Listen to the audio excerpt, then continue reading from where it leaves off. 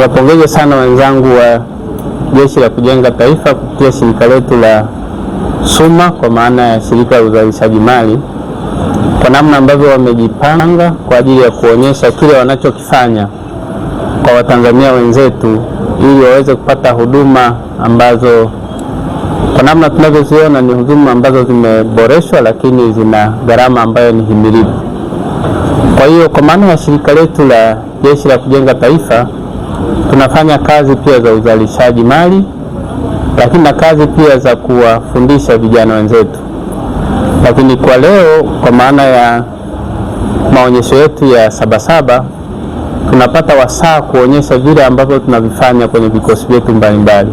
Lakini sasa kwa kupata nafasi ya kuja hapa, tunaona kwa ujumla wake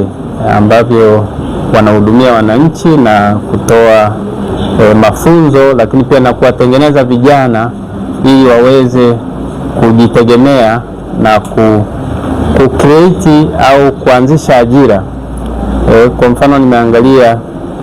wenzetu wa kampuni ya Fumigation, SUMA Fumigation, tayari wao wana ajira 4,800 kwa vijana. Kwa hiyo tunaona kwa namna gani hizi kampuni zetu ambavyo pamoja na kufundisha vijana juu ya uzalendo, lakini pia zina ajira kwa ajili ya wenzetu ambao wapo mtaani, na kusababisha kwamba ile gap la ajira basi liweze kupungua kwa kiasi ambacho kinakidhi mahitaji. Kwa hiyo ndugu zangu, nawashukuruni sana na niwapongeze sana General Nkambi, lakini pia nipongeze General Lupi kwa namna ambavyo mnaliongoza jeshi letu la ulinzi, lakini na Jeshi la Kujenga Taifa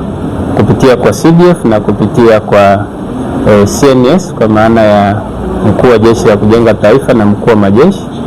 lakini na namna ambavyo pia tunajitahidi kuhakikisha kwanza kazi yetu ya msingi kabisa ya ulinzi na usalama wa nchi yetu tunaimarisha, lakini pia tunausimamia, lakini na kuhakikisha kwamba wananchi wetu wanakuwa wako salama, ili kuweza kuleta sasa namna nzuri ya kufanya vitu vya kimaendeleo. Lazima cha kwanza kuwa na